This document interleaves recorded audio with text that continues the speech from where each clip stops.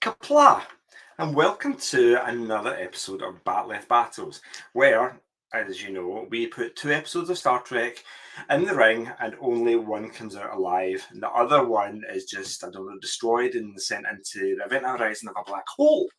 I'm so glad I remembered to not look the music so it didn't start playing again as I've done every other time I've hosted, so that's good. Hope you're all well. I need my co-host to join me, so I'm just going to beam that wee guy in.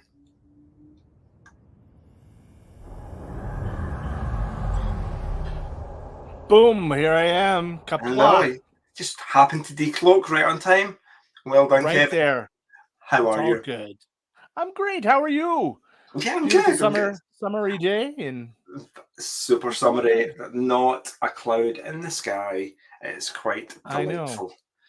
It does feel like it's 300 degrees outside, but it's because in Scotland, when it's sunny, we get all the humidity as well. So it's like a sauna. Yep, same here. Yes. Even though it's only 17 Celsius or what is that, 50, 60 Fahrenheit, it's too warm. Yeah, it's same here. We've probably got the same weather. Oh no, it's 25 degrees here, so it's hot. Wow.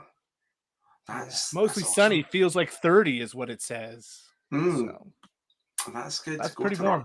Go Toronto. Mhm. Cool. Shall we get a guest in? I think we need a third voice. I think we always need a third voice because if we disagree, then it's going to be a stalemate, and then nobody's going to decide, and we'll be here for eternity. Eternity. So who'd you got, Joe? Who'd you got? We have none other than our fellow podcaster, Peter Hong. Hi, hello, hey everyone. Hi, Kevin. Hi, Joe. It's great to be here. Thank you for having me. Yeah. Good to Peter, see you, if you guys don't know, is from our sister podcast, Trek Book Club. They review, obviously, Trek books. Weirdly, my favourite Star Trek book of all time was the anthology one where is it the evil bad guys, the Furies, in it, and they make you terrified. That's all I remember about it. It's not ringing any bells. There was a TOS book, there was a TNG book, a Deep Space Nine, a Voyager book. And it's really good. Oh, okay. Invasion, maybe? Maybe it was it called Invasion? Yeah, Invasion. I absolutely love that. Love it. Yeah, Kevin, have you read that? If I did, it was years ago. Years ago. I love the New Frontier books. Those are my favorite. I just love what Peter David does with those new characters and goes off in his own little corner of the universe and does his own thing. I love those books. Those are a lot of fun. Yeah. I kind of like Peter David too. I read like the first few of the New Frontier, but I remember reading his Imzadi and Vendetta and some of those books from the 90s. So yeah, always enjoyed. He wrote a non-Trek book about a werewolf that gets bit. No, a wolf that gets bit by a werewolf, so he turns into a human during the full moon. It's very funny. Cool. Yeah. Nice. That's great. Yeah. Peter, you're in New York City. How is it there? What are you doing? How is life? Tell us all about it in 30 seconds. Yeah. Well, weather's great today. It's a nice sunny day in around the mid 70s Fahrenheit. So definitely a nice spring day over here. And definitely everything all is well. We actually have a Trek Book Club online discussion this weekend as we speak. So sort of the wonders of technology, kind of like participate in that and sort of jump off and have a podcast and then go back to participate in that later. So we're actually discussing the TNG novel, The Genesis Wave, Book 2.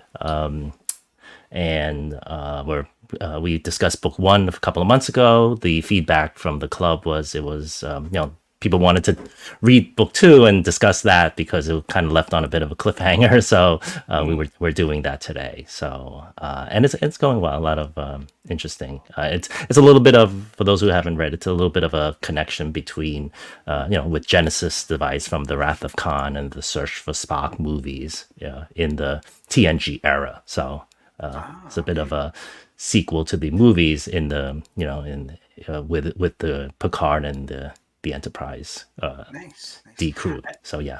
Tell our listeners where you have that discussion normally. Yeah, we normally have it on Twitter, and for those we have discussions approximately every 6 weeks over a weekend. And probably the best way would be to check out the at Trek Book Club, the hashtag, and also our questions are tagged with # Trek Book Club. So that could be a way to search for those discussions. Excellent. Yeah. Cool. Yeah. £, interestingly, is totally different over here. £, like our currency sign. Which I'm number sign. I'm sorry, not pound sign. Number sign. Yeah. Like Hashtag. That's it. Yeah. Hashtag. Cool, just for our international listeners. Cool. That's awesome, guy. Listeners, I will just draw you to our little ticker tape down the bottom. We will hunt you down and kill you if you don't follow the network on Blue Sky and Instagram. Do that now. Today is a good day to follow us or die. Also, go on X or Twitter, follow at Trek Book Club, take part in Peter's Star Trek book discussions every 6 weeks or so, or we will also kill you. Cool. So it wouldn't be a Star Trek podcast that I was hosting if I didn't forget to do something. So the feedback section is blank because I forgot to look to see if there was feedback. I checked. None. There is. We got the results of the polls, but nobody commented on any of the polls, so we're all good. Do you know, that's a good thing because people only comment when they've got something to complain about. And if people are happy, then they don't say a thing. Exactly. So no feedback is good feedback. That means everybody loves us and we're doing a wonderful job. Kevin, you're amazing. Trying. Okay, we need another wee sound effect, don't we? I like that one. It's like a Klingon disruptor from the original series, possibly. Today, listeners, we are going to be talking about a TOS episode, Season 1, Episode 7, What Are Little Girls Made Of? And also TNG's Season 6, Episode 20, The Chase. I have very strong feelings about this battle. And I've always been, throughout the day, I haven't watched both episodes just today. I've been very careful not to give away my vote because that's all I'm going to say. So as usual, we start out with a little synopsis. Peter, as guest, I'm going to give you the option. Which episode would you like to give us a synopsis of? I'll take The Chase then. Okay. Go for that then. Take it away. Okay. For the chase. Okay. In The Chase, Captain Picard and the crew of the Enterprise D embark on a mission to complete the research of Picard's old archaeology professor, Richard Galen. The pursuit of Galen's work leads them on a quest to uncover an ancient mystery that reveals a profound secret about the origins of many humanoid species in the galaxy.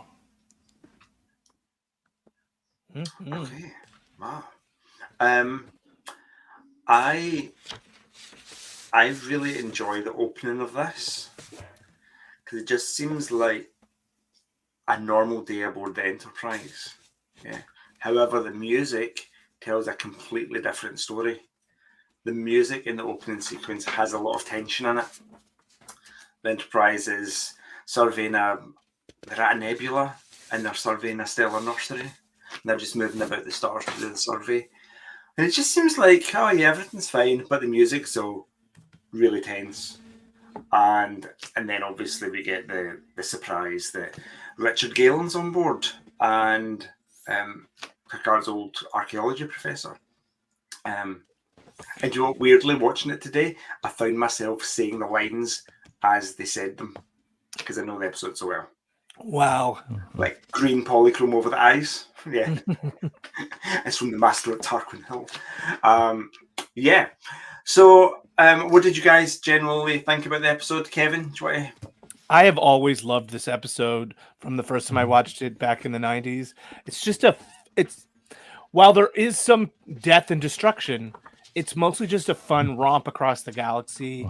It's, you know, it's like, let's go on an adventure with our Star Trek friends and then just the way it merges sort of everybody together and brings all of our four big foes all in one place. It's just fun Star Trek-y goodness. That's my take. Peter? Yeah, and I agree. I agree with what you and Kevin both said. I've always enjoyed this episode as well, and I actually it's actually number, I think, 15 on my favorite TNG episodes, because I kind of create a little list of the top 20, and I was just double checking. So it's something that I enjoyed also from back in the 90s. It reminds me, it has a very like TOS feel to it. I think the chase and the treasure hunt style of the plot, and also the ending, you know, with the message from what progenitors, or from the character at the end, and that we're all together and we're all related. So I think it had a very TOS message. So I enjoyed it. It's really fun. You know, every time I watch it, it's a good episode. And you know, now and more recently, that episode has taken on a bigger meaning within the context of the franchise. So yes, we will get to that when we discuss the importance to canon, possibly. Yeah, like you both say, that message at the end, I almost tear up every time. The progenitor, the holographic progenitor, saying, we went out and explored the primordial universe and we found nobody like us. So we seeded planets with our DNA, and here stands you guys 4 billion years later. And I always wonder, is that one of the reasons why we haven't discovered life yet elsewhere? Because there is none and we're the first. I hope not. I hope the universe is full of living creatures that are all nice and pleasant and not warmongery like the Klingons. Yeah, and then even the bit to the end with the discussion with the Romulan and Captain Picard, where they see that there's a commonality between them. They've got almost a shared purpose in life. Yeah, love it. I remember buying this episode when I collected the VHS tapes, and on the 2 episodes per VHS tape, and we had lessons with Lieutenant Commander Nella Darren and the piano. Yes, which is the reason why I learned Chopin's Piano Trio. And we've got the chase. 2 of my absolutely all-time favourite TNG episodes. So yeah, love it. Let's move on and look at characters. We've got a bunch of guest characters in this episode. We've got Richard Galen, that we've already mentioned, played by another Norman Lloyd. It was in St. Elsewhere. I can't remember anything about St. Elsewhere apart from the theme tune. Oh, it was a hospital drama. Yeah, that's all. That as well. The Norman Lloyd played he was the head of the hospital. He was the head doctor. But then the whole twist of the show was at the end, we learned that everything that we had watched in the 5 seasons of St. Elsewhere was actually in the mind of an autistic boy who had a model of the hospital inside a snow globe. Spoilers. Yeah. For a 40-year-old show. Yeah. And I think the autistic boy, I believe, was he might have been on TNG, because I read somewhere he was a guest actor. He was in one of the TNG episodes. I believe so. So yeah, so it was right around that time. Nice. Howie Mandel was on that show as well, and Denzel Washington. Really? Before he got really famous. Mm-hmm. Interesting. Norman Lloyd is also known for Dead Poets Society and a movie I've never seen, Alfred Hitchcock's Saboteur. I feel like you've seen that, Kevin. You seem like the type of person that would have seen Alfred Hitchcock's Saboteur. I don't believe I've seen Saboteur. No? Yeah, I think I've seen it. I've seen the Saboteur way back in years ago in college. I remember watching it because the library, my college library had a media media, all the VHS tapes, DVD. Nice. So I believe it's a World War II era. So it took place. Either filmed it, but it was sort of taking place around World War II. So there was a sort of a spy, as the title implies, component to it. So one of his earlier works, I believe, in the 40s. Yeah. Mm-hmm. I love movies, so that is getting added to my watch list. I'll try and catch that somewhere. I thought Norman Lloyd was a really good casting decision. He seems like a really good fit for somebody that would have been Picard's professor for some reason, and I can't quite put my finger on it. Is it they're both bald? I don't think so, because that's a bit superficial. There's just something about them that seems quite fitting together, jigsaw-like. We also have Salome Jens, who we know best for playing the female changeling in Deep Space Nine. She was she in anything else? I'm not entirely sure. I assume so. Assume she hasn't just done Star Trek. She's been in many films and guest starred on many TV shows, including Bonanza, MacGyver, Falcon Crest. Oh, okay. She was in Green Lantern. Mm-hmm. She played a female Guardian. Interesting. I didn't know that. Her last credit's from 2016. Oh no, she's got an upcoming credit called Finding Hannah. Interesting. Not seen. Yeah, so she's been in lots. But obviously we know her best from Deep Space Nine. I had always thought that the progenitor hologram and the changelings looked very similar. But when I watched it today, they don't actually look really that similar at all. The progenitor hologram had a lot more kind of head detail rather than just the smooth head of a changeling, which I thought was interesting. I suppose we're watching it in super high definition 4K now, so you see a lot more detail than you did in the VHS version. Sorry, Kevin? I was going to say, I really noticed that while watching the TOS episode that we're going to talk about later. You could see the makeup, where the makeup was attached to the guy's back of his neck, that kind of thing. Yeah, interesting. You can. It's funny, every time I see Worf in high definition, you can see where the mod rock is like pasted down on the side of his head and glued in and then made up over because it's kind of porous looking, which is funny. We've got Linda Thorson as Gul Osset. She was Tara King in the Avengers.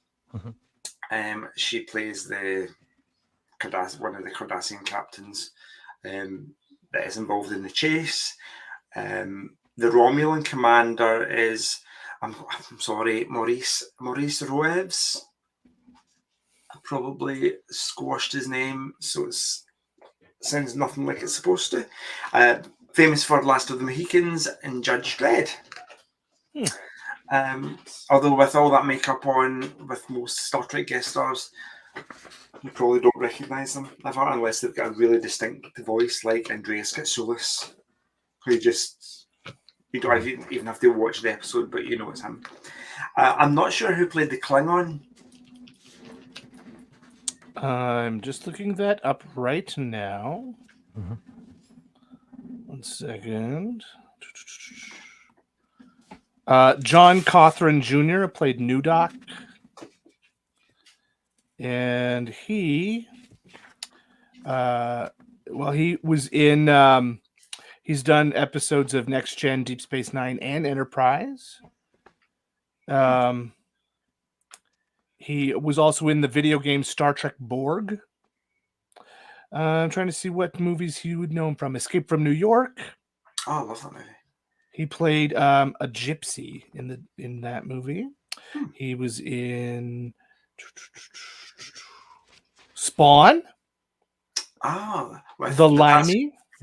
Natasha Henstridge. Is that Spawn? Yeah. No, that's Species. Spawn is the Spawn is the Todd McFarlane superhero movie. Todd McFarlane, yeah. Yeah. And he's been on episodes of Wise Guy, Picket Fences, ER, Suddenly Susan, Felicity. He's been around. So he also played Telloc in the DS9 episode Crossover, and he played a Tellarite in Enterprise. Greylick Dur was his name on that show. So yeah, so he's done a bunch of Star Treks. Okay, well, thanks for that. Strong supporting cast, as well as our normal bridge crew, who all have roles, all have jobs, especially Dr. Crusher, solving the genetic puzzle. LaForge discovers the tampering with the Enterprise that the Cardassians did. What else happens? Who else is there?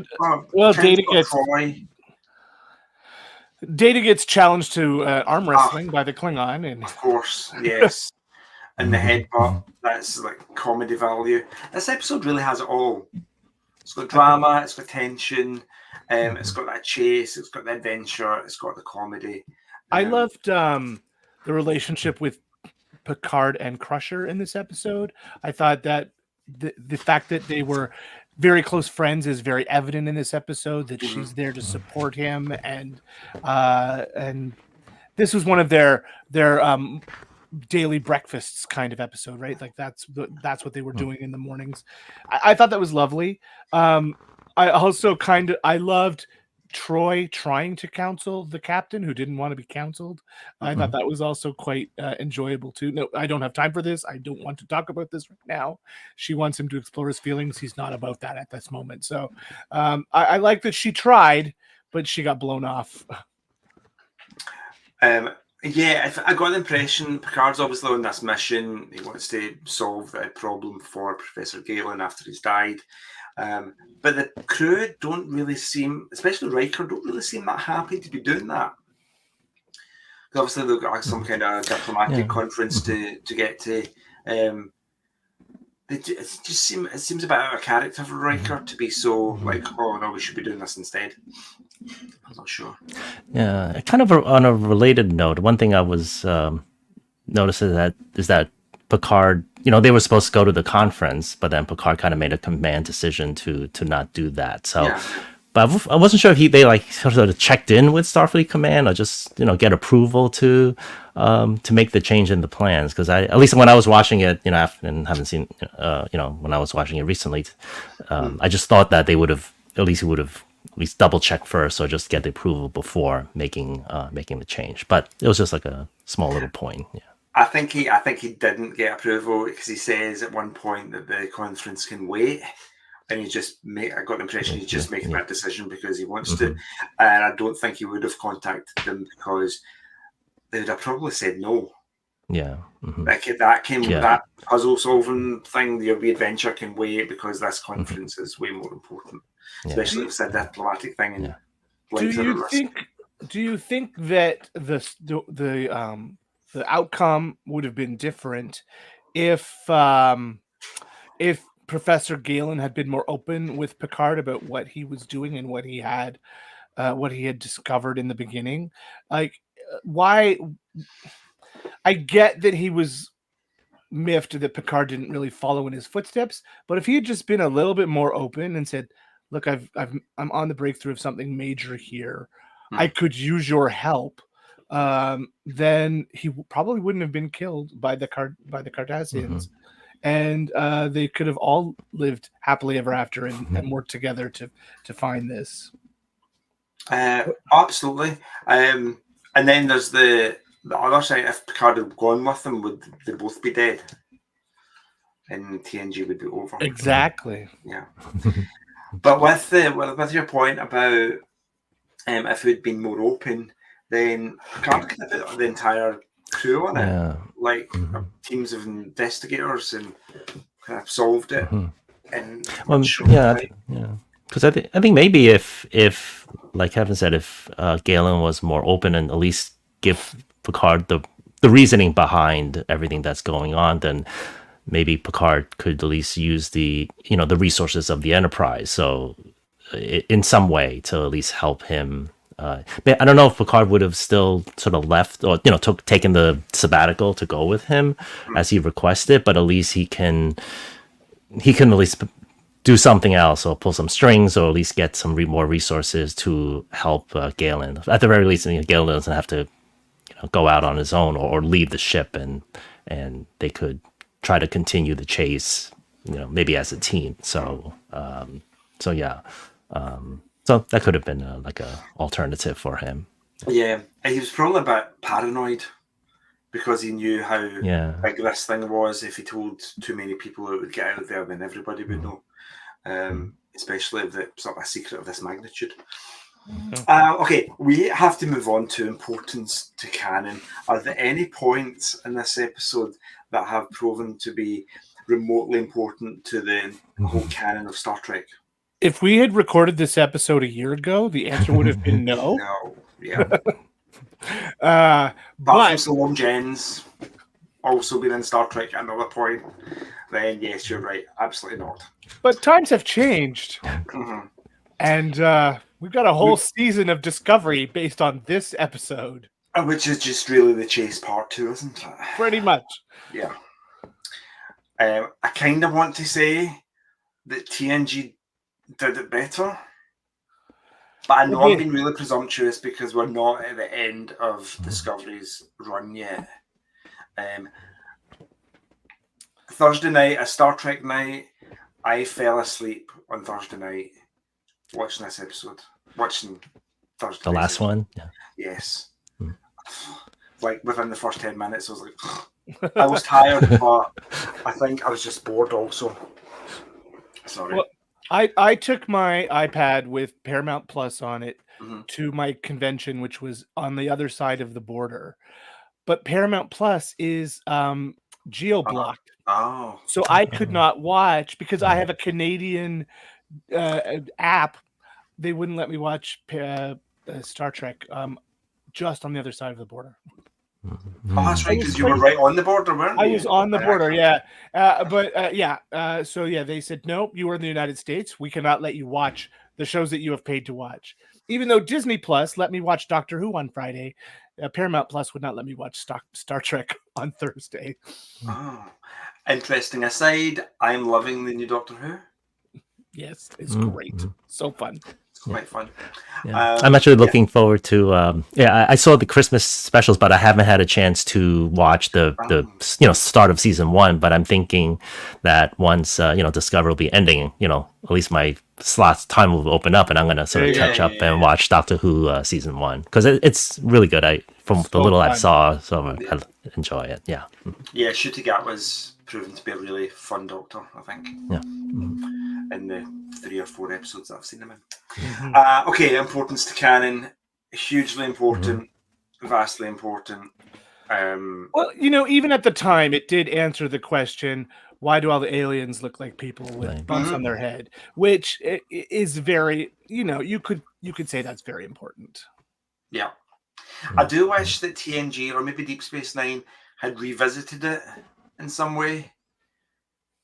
But I don't imagine they just took that program and left and went back to the conference and went about their daily business. I wish we'd revisited the idea of the progenitors in that era of Star Trek and not had to wait for Discovery to do it. But, yeah.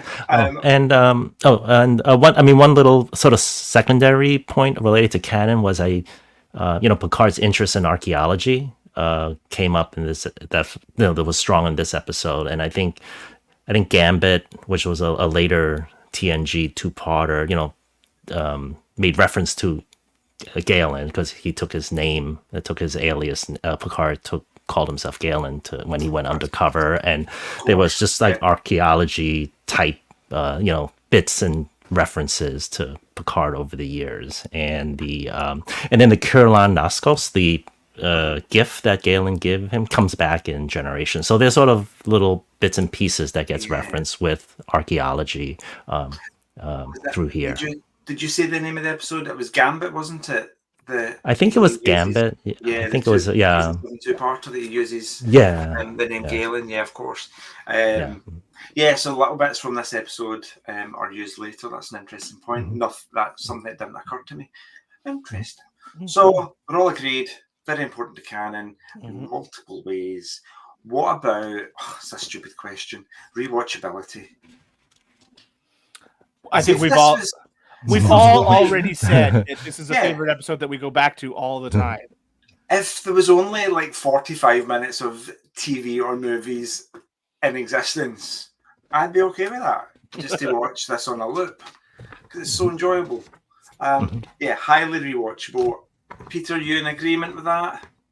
Yeah, definitely. I have my little check for rewatchability for this episode. I think that in a way the sort of the treasure hunt, or it's like an enclosed story. It like you said, it could watch in a loop. It goes from planet to planet, and then it has an ending climax. So I think the way it's structured, it was very well done, and I think that helps make it. And it's kind of like almost like a happy episode. I mean, there's been sort of little sad parts in it, but in general, I think it was a positive episode with a positive message or positive meaning. So, I think they would use the word happy. I would maybe more. Yeah, it's positive in that it's contemplative and it makes you think about the nature of your own existence. And I think that's a positive aspect of it. Purely the idea of the chase. And that there's some high stakes drama. Nobody's really at risk, and nobody's going to die throughout this episode. But it's a fun, escape for 45 minutes, isn't it, in the episode? For that reason, it's hugely rewatchable. I've always loved a treasure hunt. I love to follow the clues and get to your destination. I think that's fun. And that's what this is, right? It's a treasure hunt. That's what TNG always did really well. That mystery episode. There's an issue. We have to investigate it, find a solution, and learn from it, ultimately. Just to sum up, The Chase was Season 6, Episode 20. It originally aired on April 26, 1993. Let's all think back to what we were doing in 1993. I was in high school. The episode was directed by Jonathan Frakes and written by Joe Minosky and Ronald D. Moore. And it's got an IMDb rating of 8.2 out of 10. And that is The Chase.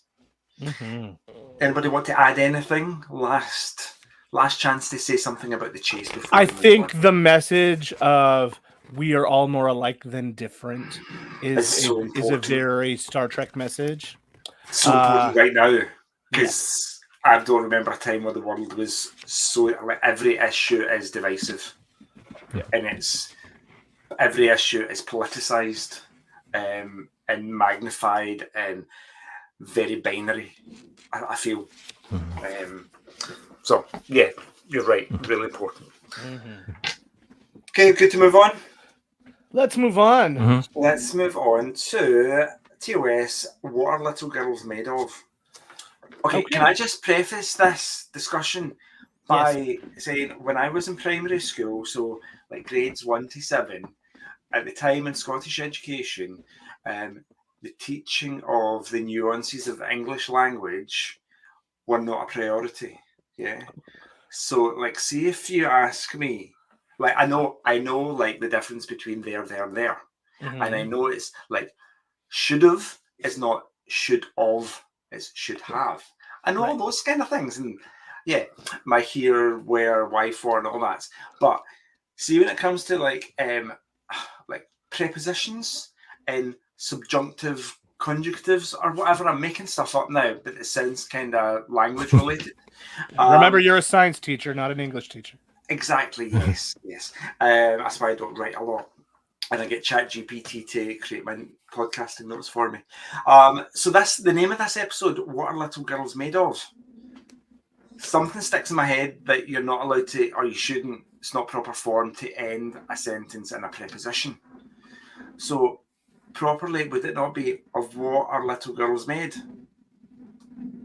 I don't know. Perhaps, but I think, doesn't this come from a nursery rhyme? Yeah. Oh, does it? I think it does. Yeah. Yeah. It's like, what are little girl, sugar and spice and everything nice? everything nice. Yeah. And there's a boys' version of that. I think snails and puppy tails or something like that. Yeah, puppy dog's tails. Yeah. I didn't know that. It makes so much more sense. Yeah. Okay, they got it right, but the people that wrote the nursery rhyme got it wrong. Let's say that. Okay, Kevin, give us a synopsis. Yeah. Okay, so this is the 7th episode of Star Trek ever aired. So this is episode 7 of season 1 of the original series. It originally aired in October of 1966. It was the 9th episode produced, but the 7th aired. First episode ever rerun. So that's an interesting little trivia fact about this episode. I told you.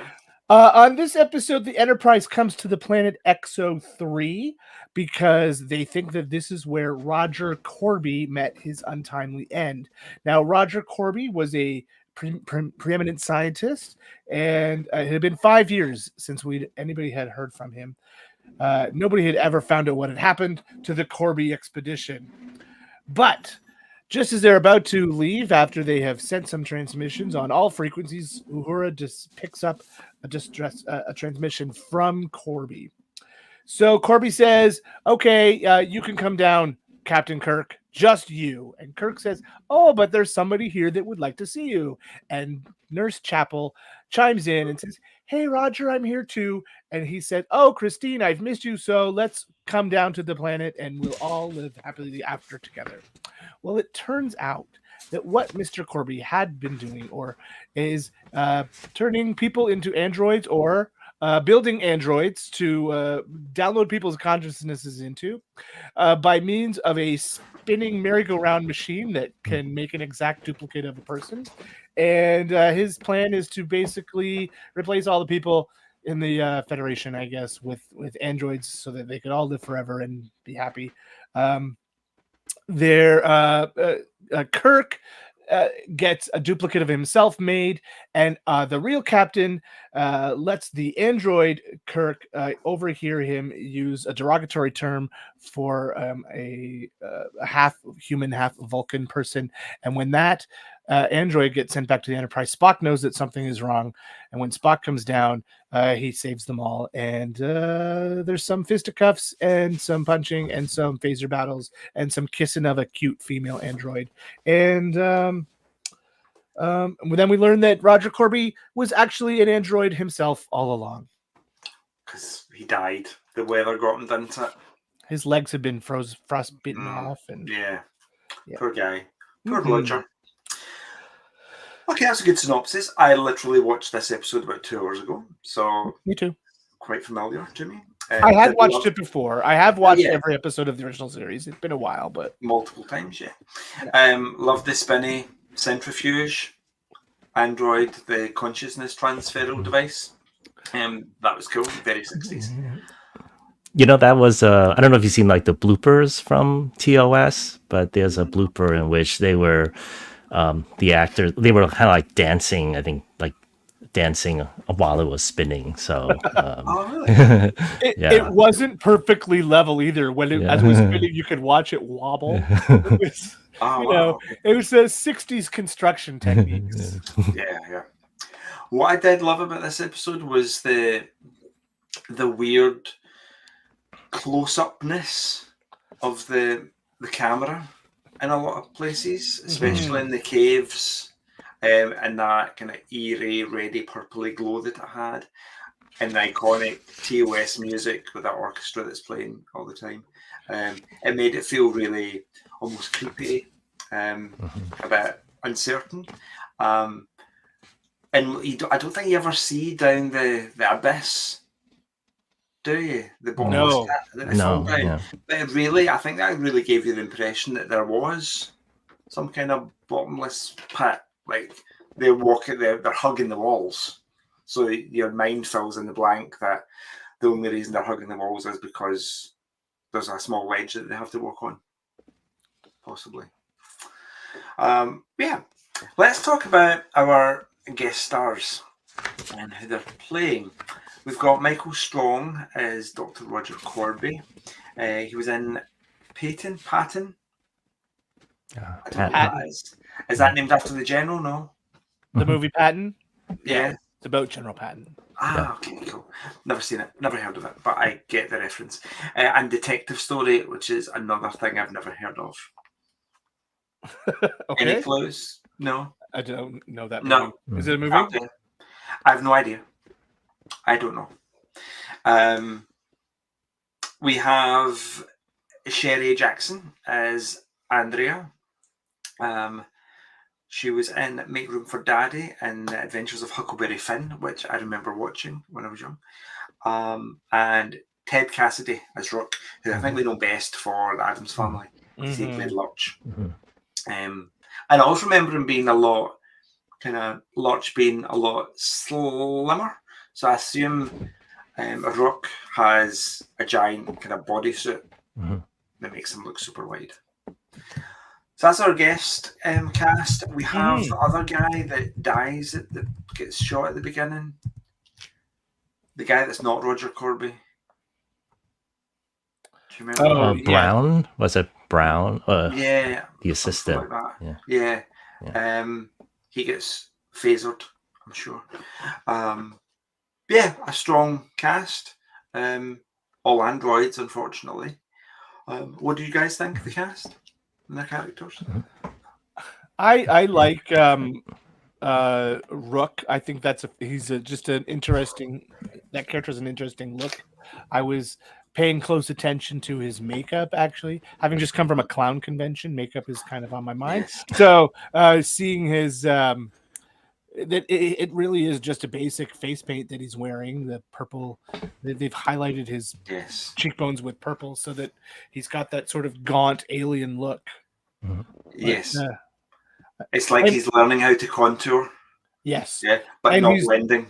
He's wearing a skull cap because this is where I was telling you I could see the line on the back of his neck where it was glued down. But you know, again, 60s technology, 60s TV, that nobody was expected to ever see that. So yeah. Also the with Ted Cassidy, I wanted to mention that he actually had a couple of other appearances, or his voice was on a couple of other TOS episodes. Took a peek on Memory Alpha, and he was actually the voice of the Baylock, the Baylock puppet, and the Corbomite maneuver. So when you hear like 2 minutes or 1 minute, the countdown, and when the introduction, that was him. And he was also the voice of the Gorn captain in Arena. So he had a couple of some credits as well. Yeah. His voice did. So you can tell how different a show the original series is from the Next Generation by who's not in this episode. Like, this episode does not have Dr. McCoy in it. It does not have Mr. Scott, and it does not have Mr. Sulu in it. So the only ones of our main cast that we see are Kirk, Spock, and Uhura. Because this show was never meant to be an ensemble show like the Next Generation became, right? This is a show that is about our captain and his heroic deeds.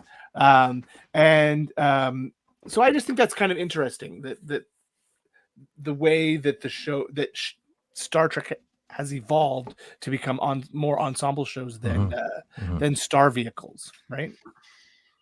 Yeah, I suppose they couldn't.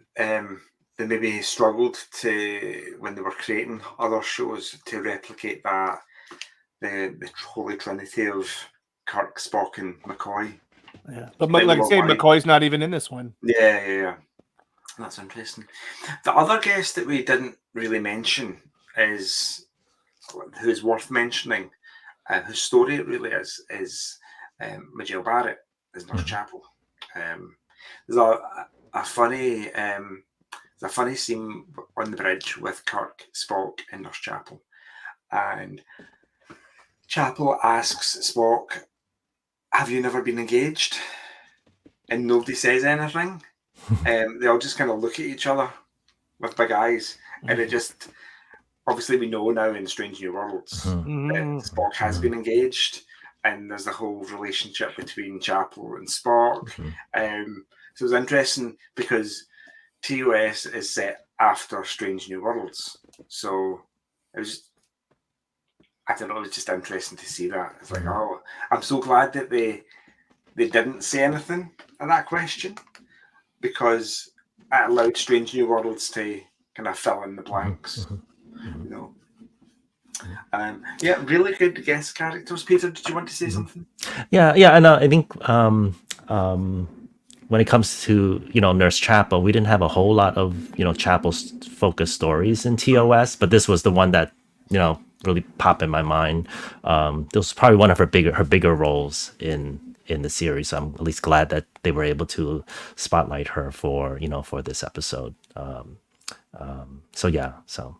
Yeah, and I think that's why it's important to kind of mention her as a guest star, even though we see her plenty more. Okay, importance to canon. I think I maybe just preempted it by talking about Strange New Worlds slightly. Just like The Chase, if we had talked about this 2 years ago, we would have said, it's a fine Nurse Chapel story. But now a whole plot arc on Strange New Worlds revolves around Chapel going off to be with Roger Corby. So and we get the fact that she's going to do his internship at the end of Subspace Rhapsody. Yes, she gets the news that she's got a place on it, having been turned down by the Vulcan Science Institute or whatever. Yeah, so lots of little details like that. Peter? Yeah, and then maybe if we were to talk about this episode in a year or two or three, it might even, the conversation may be changed, because depending on what happens in the future with her arc, I thought we may be meeting, Roger Corby or, eventually as well on Strange New Worlds. And yeah, so that could kind of connect with this episode a little bit more, depending on what happens in the coming seasons, if they decide to go down that path for her character. And I feel like they kind of have to. Yeah. They have to have that scene with Roger Corby and Spock in Chapel, and it's all kind of vaguely awkward because there's history between Chapel and Spock, and now Chapel's engaged to Corby. I mean, I can see it right now. It's playing out in my head. Okay, so there is a level of importance to canon in the same way that The Chase has. Interesting. What about its rewatchability? I mean, I'm okay if I don't see it again for a while, maybe. Yeah. Although it's Star Trek, so I love it, with the exception of some of Picard. As a child of the 80s and 90s Trek, it's hard to go back and watch 60s Trek sometimes. And again, this is a Kirk showcase with a side of Chapel, and it's fine. It's got a spinny disc and a bottomless pit, and people who have been turned into robots. So it is what it is. Yeah. You have to wonder why Data is so special in the 24th century if there's all of these androids that people didn't even realize were androids in the 23rd century. I think that's a bit of an interesting question, but that just leads to another reason not to watch this one again anytime quickly. Yeah. Okay. Yeah. Peter, you're going to rewatch it later? Probably not. I think I also agree with what you said. I think talking about androids and AI and technology, I think were the main themes in this episode. But kind of going back to what we talked about the chase, the sort of the tone of the episode was a little bit I guess a little bit more serious, a little bit more darker. So I think I probably, seeing it once, I think it's good for now. And I don't know if I'll be rewatching it anytime soon. Yeah. Yeah. If it randomly comes on in a few years' time, I'll watch it. Yeah, okay. Agreed. Let's do that. I think we've covered all the things. So just to I just want to mention sorry. the sort of message of it. Sure. It's all about, again, this is about humanity and what is a human, who is a human. Are you a human if you've downloaded your consciousness into an android body? This episode says no, you are no longer a human.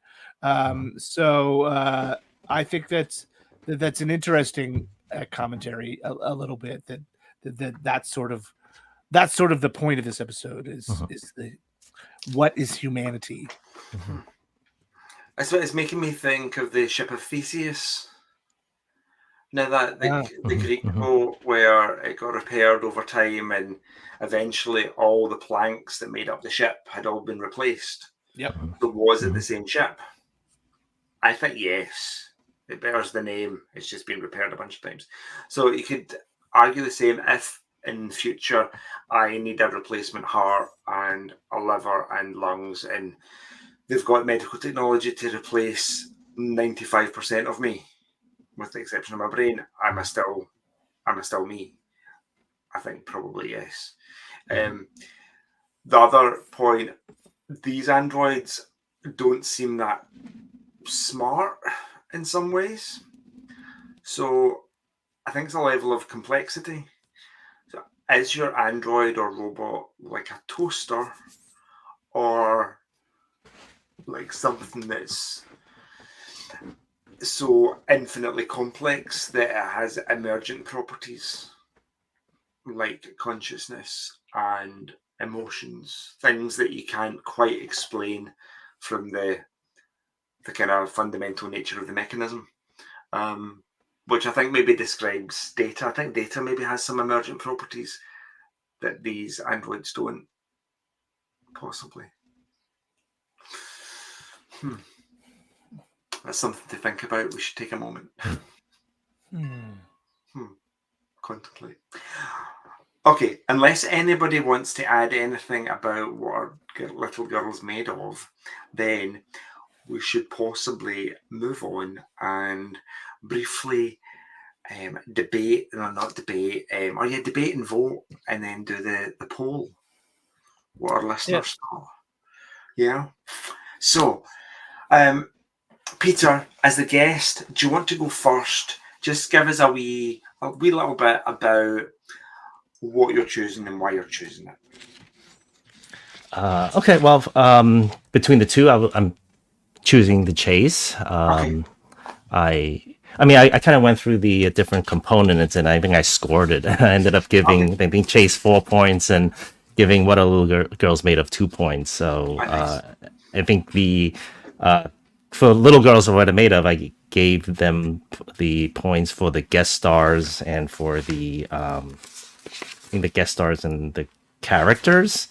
And then for the chase, I gave them the points for importance to canon, to trekkiness, rewatchability, and plot. I think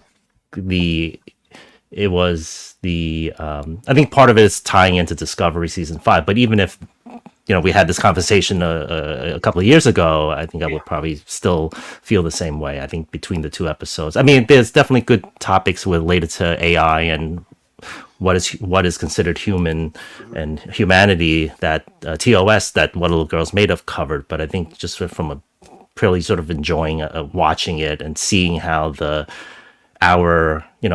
plot unfolds during the TNG, I think I enjoyed just the experience of the chase more, and the message at the end I think was an important part, as we've talked about a little bit earlier. So I think having that message is good. So those were some of the reasons why I picked pick the chase for this battle. Cool. I'm assuming Amy will love the fact that you brought numeracy in and gave things points, so we appreciate that. Kevin, you go next. What are you choosing? I'm really with Peter on this, but for me, it also just comes down to which one is more fun to watch, and The Chase is a much more fun watch. I get that they were going for trying to be a serious science fiction drama in the 60s with What Are Little Girls Made Of, but that just knocks it down a peg, I guess, in my mind. So I've always loved The Chase. It would probably be in my top 15 episodes of Next Generation as well. So The Chase is getting my vote. I feel bad for What Are Little Girls Made Of, but yeah, you guys have covered it. I love watching The Chase.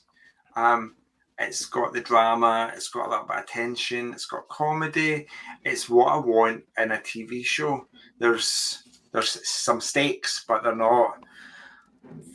never going to be fatal stakes, I suppose. So my vote goes to The Chase. Absolutely. So that is 3 votes to The Chase, TNG Season 6, Episode 20, and 0 votes to TOS Season 1, Episode 7, What Are Little Girls Made Of? Our listeners, we've got 2 polls, one on Discord and one on Facebook. The Discord poll gave 1 vote to What Are Little Girls Made Of, and 5 votes to The Chase. With Facebook, What Are Little Girls Made Of got 2 votes, and The Chase got 10 votes. So it was 15 votes to 3. So I think Rhea maybe accounts for all 3 of those What Are Little Girls Made Of votes. Rhea and Davey. Was that a pity vote? Anyone? I'm not really sure. Thanks. We do. Do you know it's Star Trek, so we have to love it all, don't we? This is not to diss What Are Little Girls Made Of. It's a product of its time. It's entertaining, but it's not a patch on The Chase, I'm afraid. So The Chase goes forward into round 2. Do you want to hit the button on the black hole machine to absorb What Little Girls Made Of? Sure. Make the sound effect. Make it with your mouth. Oh.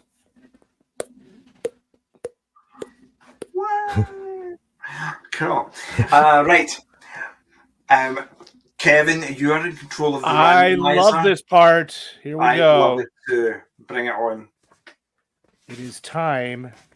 Peter, prepare to be amazed.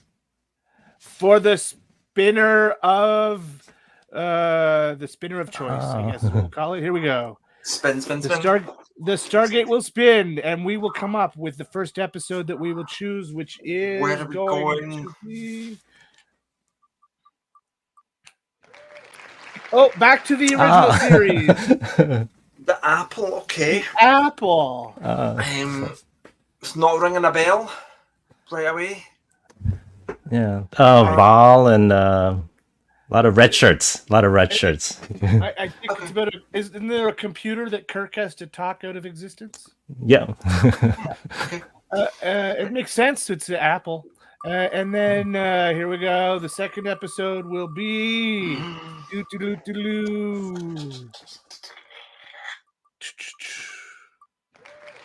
Ooh, DS9 Whisper. Oh, okay.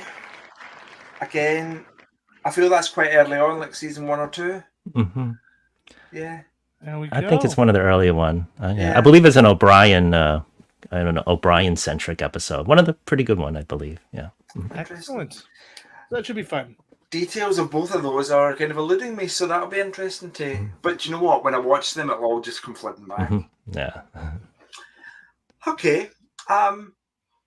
Let's move on to the next bit. We have closing, Kevin. Yeah.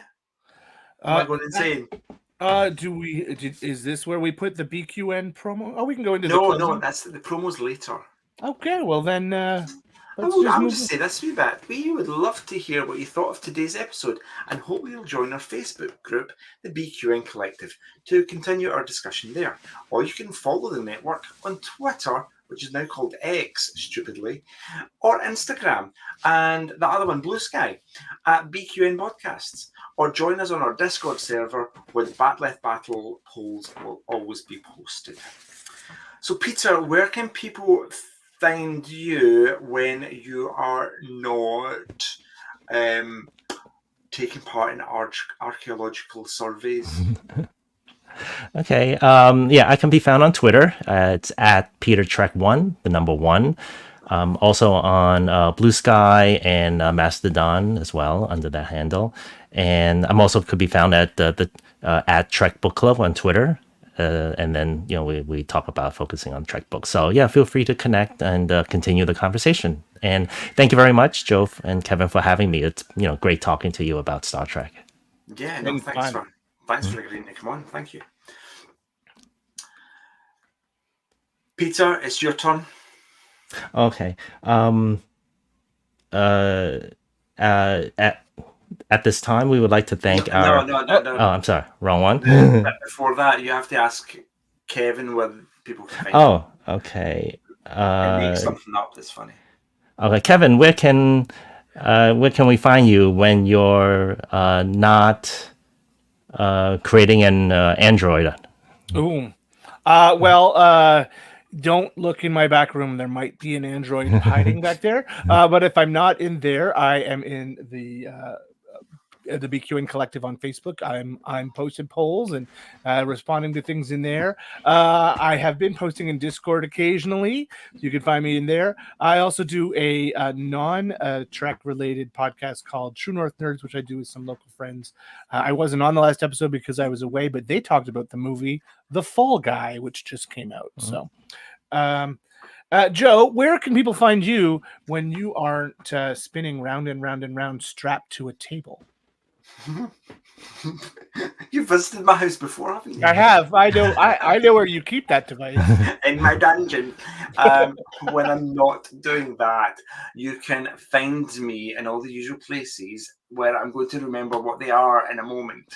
You can email me, joepodcast@gmail.com. You can get me on X or Twitter and Instagram at JoeyJoe77UK, or in the BQN Collective, or on Facebook, or on Discord, which I actually quite like using, although I'm a lurker in most social media platforms. So reach out to me and I'll maybe reply.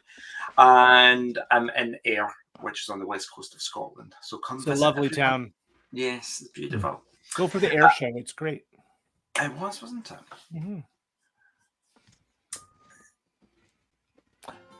Now we're going to put the BQN promo in. What shows are on BQN, you ask? Well, here's a rundown of some podcasts you might be interested in. All Good Things, a Star Trek Universe podcast covering all of Trek, hosted by Amy, Mark, Christos, Kelvin, and Kristen. Whether you've got Xbox or Nintendo, check out Bargain Bin Gamer, a YouTube show hosted by Davey, a self-proclaimed gamer who specializes in reviewing and showcasing affordable video games. 2 episodes enter the arena, 1 comes out victorious. Join hosts Joe and Kevin, and a guest, as they debate which should win the Batleth battle. Grab your popcorn as you listen to Cinema Z, a film discussion and review podcast showcasing films you probably missed, but should definitely check out. Hosted by Mark and Matt. Don your apron for The Food Replicator, where Matthew eats and drinks his way through the Star Trek cocktail and 3 cookbooks. Beam Aboard Galaxy Class, a Star Trek Next Generation podcast covering all of TNG, hosted by Steven. In order to not repeat it, listen to History with the Zalogis, a snippet of historical events from around the world, hosted by Chrissy and Jason.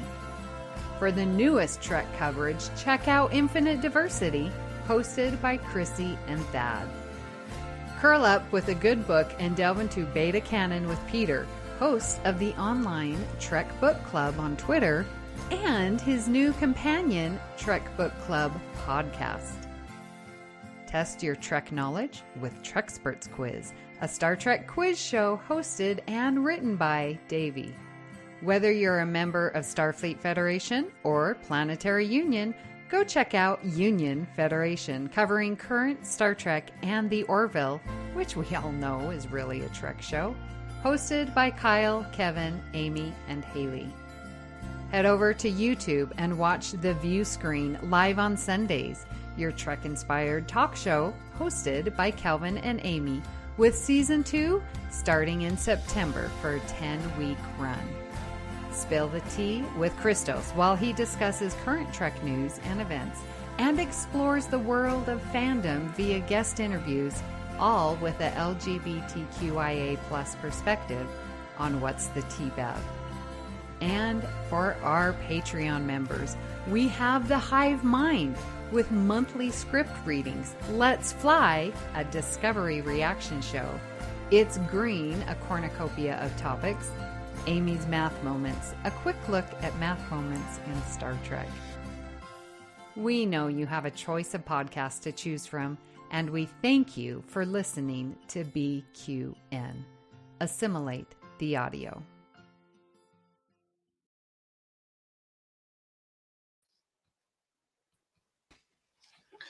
Well, I hope we don't add any more podcasts, because that's going to go on forever in the future, isn't it?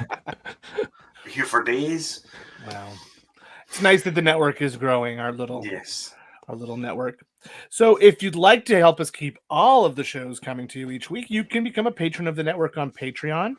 For just $1 a month, you can join our Let's Fly reaction show, script readings, and enjoy our special patron-only shows of It's Green and Amy's Math Moments. Visit patreon.com/BQN to get all the details and watch your messages. If becoming a patron is not your thing, you can still support the show by sharing our posts on social media, talking about it with your friends, or hitting the subscribe button on Apple Podcasts or wherever you get your podcasts, and leaving us a star rating and a written review. That will help others to find the show.